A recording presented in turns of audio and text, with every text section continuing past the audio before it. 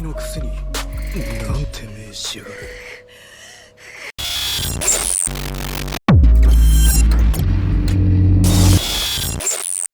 Welcome back. I am Damien with Project Omnia, and today I have a new kind of video for you. So today's video is going to be kind of preachy, ranty type of deal. And I know I've told you guys before that this channel and what I'm trying to do here is partially therapy for myself, right? Well, sometimes what comes with that is the feeling of a need for me to get certain things off my mind or off my chest.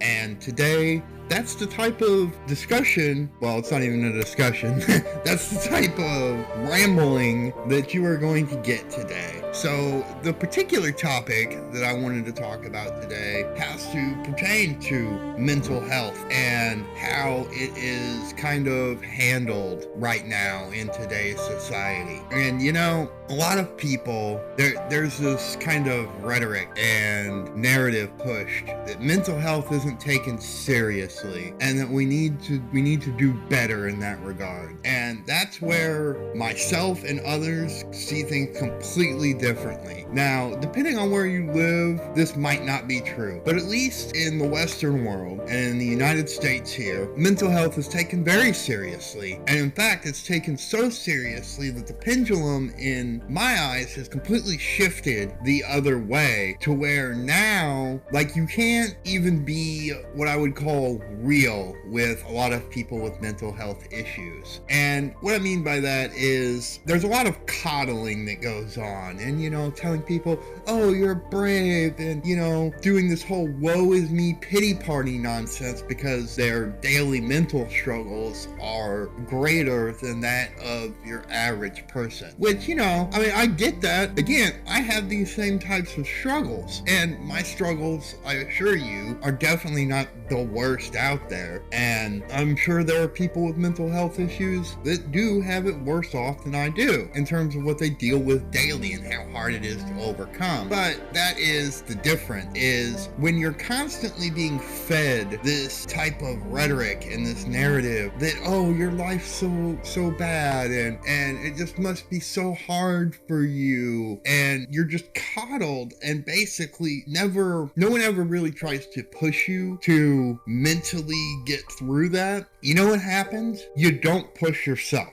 because you already don't do it because of your own mental health struggles, and then the people that are supposed to be helping you aren't doing it on top of that. They're actually making you more complacent and more willing to just kind of accept that, hey, this is my lot in life, this is where I'm stuck at, and I can't do anything about it. Listen, you can't do anything about having mental health disorders or having mental health issues. Yes, absolutely. You can't just poof, they're gone. But you can do something about your mental state and basically how you perceive it and how you deal with it and how you cope. And that is where I definitely do not think we are treating this in a very healthy light. So for me, the thing that needs to change is you need to be able to talk to a person with mental health issues and be honest with them. Because listen, there are very few people that deal with this stuff that have mental health issues to a degree at which they literally cannot change their daily life in a positive way. There's very few that actually fit that little box. I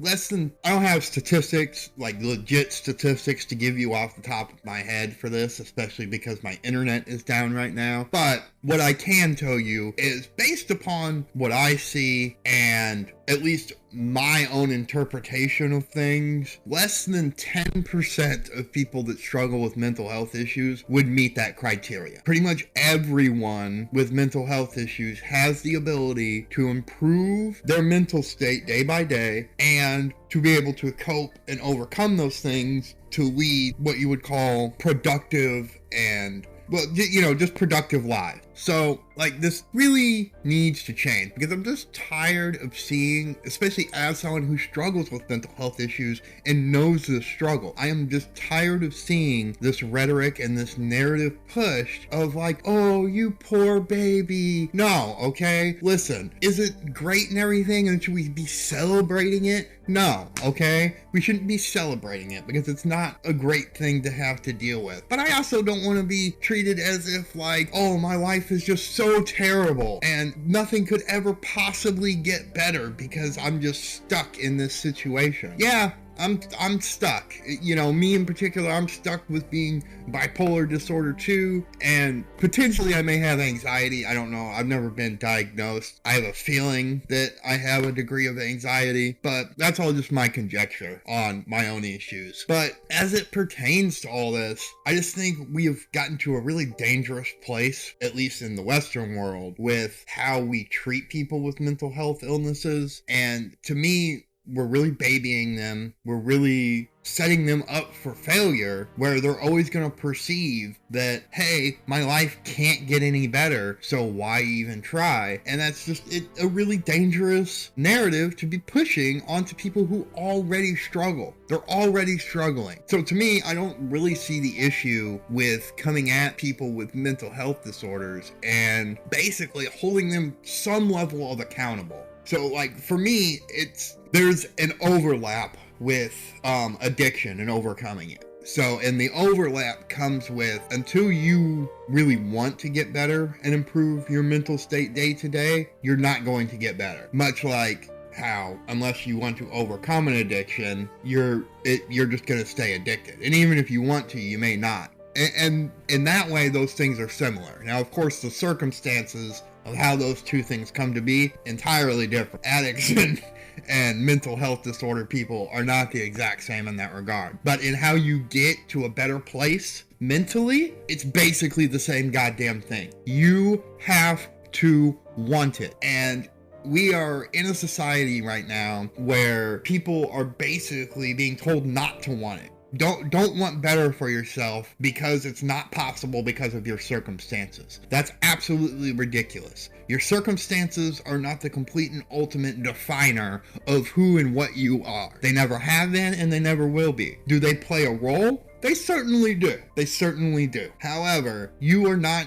completely powerless in the outcome of your own life through your own choices, your own thoughts, your own actions. Those things are what define you and who you are at the end of the day. And we need to stop treating mental illness and people with mental illnesses as if they are some hopeless category of individuals that are completely incapable of having any degree of control over their life or its outcome. I find it absolutely ridiculous. And, you know, I wanted to get on here and kind of touch on it because, again, as someone who struggles with mental health illness, it is something that is very close and personal to myself. And, I mean, I'm just tired of seeing it. I really am. I'm tired of seeing this rhetoric. I'm tired of seeing this narrative. But I'm gonna end this here, stop my rambling. If you like this video, please leave a like, comment, and subscribe if you are new. I'll have a PayPal link in the description for anyone that wants to donate for my story to be turned into a manga. Need to hire an artist, you know, it's money. And, you know, let me know what you think of what I had to say here down in the comments below. And I will see you all in the next video. Peace.